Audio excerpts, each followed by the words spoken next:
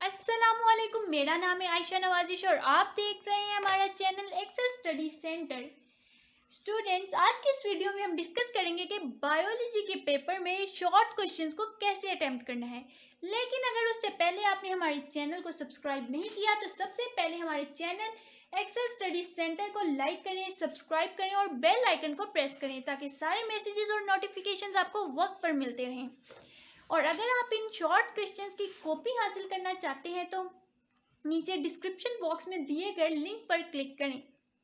जी तो स्टूडेंट्स, सबसे पहले आपकी जो सब्जेक्टिव शीट होती है उसको आपने प्रिपेयर करने का तरीका, आपने सब्जेक्टिव टाइप मेन हेडिंग लिख ली है, उसमें पार्ट 1 क्वेश्चन नंबर 2 ये सारा लिखना है 605 मार्कर से और इसे 605 डबल कटेड मार्कर से ही अंडरलाइन करना है। और उसके बाद जब आप क्वेश्चन नंबर 2 स्टार्ट करते हैं तो वो होते हैं आपका शॉर्ट क्वेश्चन का क्वेश्चन। शॉर्ट क्वेश्चन में जैसे मेरा पार्ट नंबर 1 है और इसमें आपने इनके ऑर्डर को बहुत ही मैनेज करना है। आपका जो ऑर्डर है पार्ट्स का वो कोशिश करें कि जो आपके क्वेश्चन पेपर का ऑर्डर है वही आपकी आंसर शीट पे भी हो। और जब आपने क्वेश्चन लिखना है क्वेश्चन नंबर 2 के बाद उसका नेक्स्ट पार्ट मेंशन करना है तो उसमें कंप्लीट क्वेश्चन लिखने की बिल्कुल भी ज़रूरत नहीं है। ना ही तो इतनी शीट्स है हमारे पास और ना ही इतना टाइम होता है। तो उसमें सबसे पहले आपने मेन हेडिंग देनी है, जैसे हाइड्रोफाइट्स, व्हाट आर हाइड्रोफाइट्स। ये फॉर एग्जांपल मेरा क्वेश्चन था, मैंने उसकी मेन हेडिंग दे दी 604 मार्कर से और इसे 605 डबल कटेड मार्कर से अंडरलाइन कर लिया। उसके बाद आपकी सब हेडिंग्स है। स्टूडेंट, सब हेडिंग्स को आपने देने सिंपल मार्कर से और इसी तरह इनको भी 605 डबल कटेड मार्कर से अंडरलाइन करने। और जो आपकी डेफिनेशंस हैं उनको आप सेंटर में लिख सकते हैं, बाकी किसी चीज़ को नहीं लिखना, लेकिन डेफिनेशंस को आप सेंटर में लिख सकते हैं।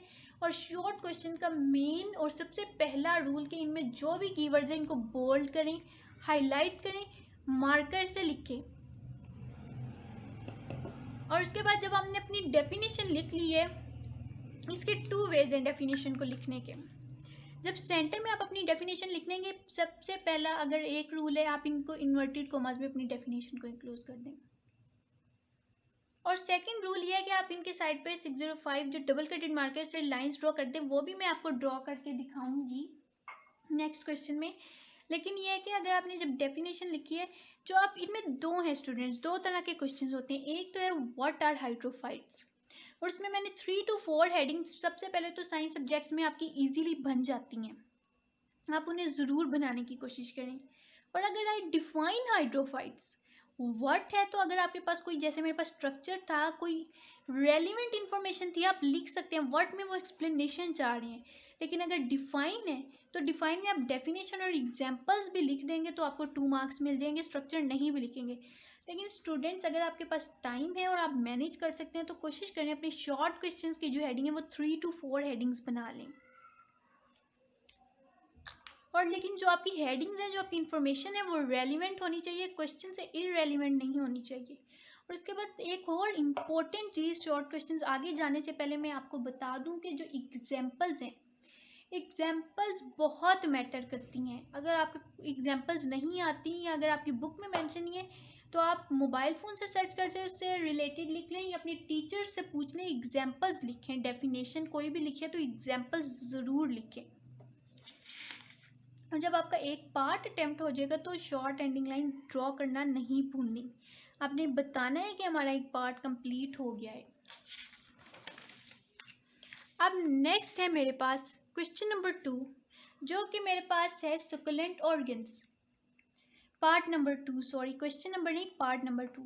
अब इसमें उन्होंने मेरे पास जो क्वेश्चन था क्वेश्चन पेपर में वो था डिफाइन सुकुलेंट ऑर्गन्स। तो मैंने डिफाइन में सिर्फ उसकी डेफिनेशन लिखी और एग्जाम्पल्स लिखी हैं। एग्जाम्पल्स और डेफिनेशन लिख देंगे तो आपको 2 मार्क्स मिल जाएंगे। स्टूडेंट्स, मैंने आपको पहले भी बताया कि क्वेश्चन केयरफुली रीड करना है। व्हाट चीज़ है या डिफाइन है, अगर तो होगा व्हाट तो मतलब वो आपसे एक्सप्लेनेशन चाह रहा है तो आप उसको एक्सप्लेन कर दोगे थोड़ा सा, लेकिन इन्फॉर्मेशन रेलिवेंट होनी चाहिए क्वेश्चन से, तो वो आपका बहुत ही अच्छा हो जाएगा। अब इसी तरह मेरे पास ये डेफिनेशन है जिसको मैंने अगेन सेंटर में लिखा है। पहले मैंने बताया कि आप अपनी डेफिनेशन को इन्वर्टेड कॉमास में इंक्लोज कर सकते हैं। और सेकंड रूल ये है कि आप अपनी डेफिनेशन के दोनों साइड पे 605 डबल कटेड मार्कर से लाइंस ड्रॉ कर दें।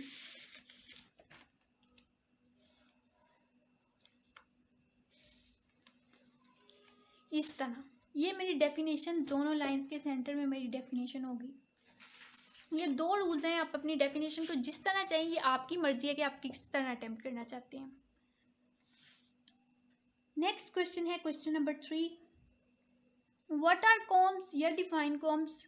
जो भी मेरा क्वेश्चन होगा, मैंने डेफिनेशन और एग्जाम्पल तो मेरा इंपॉर्टेंट था ही, इसके बगैर मेरा क्वेश्चन इनकम्प्लीट है। ये मैंने इन्वर्टेड कॉमास में लिख दिया, ये तो मैंने लिख लिया, लेकिन क्योंकि बायोलॉजी का जो पेपर है उसमें डायग्राम्स बहुत मैटर करती हैं, तो जिस भी क्वेश्चन के साथ आप डायग्राम बना सकते हैं, स्टूडेंट्स डायग्राम को ज़रूर ड्रॉ करें, चाहे वो डिफाइन का हो या चाहे वो व्हाट हो। What is meant by comms तो भी आप डायग्राम ड्रॉ करेंगे, डिफाइन कॉम्स तो भी आप डायग्राम ड्रॉ करेंगे, और स्पेशली जो डायग्राम्स आपकी बुक में मेंशन है उनको ज़रूर ड्रॉ करें। अब जैसे मेरे पास कॉम था, मैंने इसकी डायग्राम ड्रॉ किया। स्टूडेंट्स, डायग्राम ड्रॉ करने का तरीका भी मैं आपको बता दूं। आपने जो भी आपकी डायग्राम है उसे नीट सा ड्रॉ करें, और नीट ड्रॉ करने के बाद उसकी जो लेबलिंग है वो वन साइड पे करें। अगर आपकी लेबलिंग बहुत ज़्यादा है, जो वन साइड पे पूरी नहीं आ रही, तो आप उसकी दूसरी साइड पे भी ऑर्डर वाइज लेबलिंग करें, ऊपर नीचे लेफ्ट राइट। इस तरह आपका पेपर की जो लुक है वो अनटाइडी हो जाती है। तो इस तरह आपने अपनी वन साइड पे लेबलिंग करनी है, और मैं अपनी जो लेबलिंग थी वो कैपिटल लेटर्स में करती हूँ। डायग्राम की सारी लेबलिंग कैपिटल लेटर्स में। और जब आप अपनी डायग्राम सारी ड्रॉ कर लेंगे, लेबलिंग कर लेंगे, तो उसको मार्कर से बॉक्स में क्लोज कर देना है, और नीचे उस डायग्राम के कैप्शन को ज़रूर ऐड करना है कि आपने किस चीज़ की डायग्राम ड्रॉ की है। ये चीज़ बहुत मैटर करती है, और यही मेन आपके पेपर की लुक है कि स्पेशली बायोलॉजी में डायग्राम्स बहुत ज़्यादा होती हैं, और बायोलॉजी में जिस भी क्वेश्चन के साथ आप डायग्राम ड्रॉ कर सकते हैं ज़रूर ड्रॉ करें, और उसकी जो प्रेजेंटेशन है डायग्राम की वो बहुत ही अच्छी होनी चाहिए। इसी तरह मेरा नेक्स्ट क्वेश्चन है पार्ट नंबर 4। हर पार्ट के बाद शॉर्ट एंडिंग लाइन, और जब आपका सारा क्वेश्चन कंप्लीट हो जाएगा तो फुल एंडिंग लाइन ड्रॉ करनी है। ये मैं आपको पहले भी बता चुकी हूँ और एक दफ़ा फिर बता रही हूँ। नेक्स्ट है क्वेश्चन नंबर 4, पार्ट नंबर 4, जिसमें व्हाट इज पैरासिटिज्म है। इसी तरह इसमें भी मैंने डेफिनेशन की हेडिंग दी है, मेन मैंने 604 मार्कर से दी है, और इसकी सब हेडिंग सिंपल मार्कर से। और इसी तरह इस डेफिनेशन को भी मैं या तो इन्वर्टेड कॉमास इनके साइड पे लगाऊंगी सेंटर में लिखने के बाद, या मैं 605 डबल कटेड मार्कर से इसके दोनों साइड्स पे लाइंस ड्रॉ कर दूंगी। आपकी मर्जी, आप जिस तरह भी अटैम्प्ट करना चाहें। इसी तरह मेरे पास एक और शॉर्ट क्वेश्चन है, what is meant by endospore. अब यहाँ पे मेरे पास है व्हाट, तो मैंने इसकी डेफिनेशन लिखी है, एग्जाम्पल्स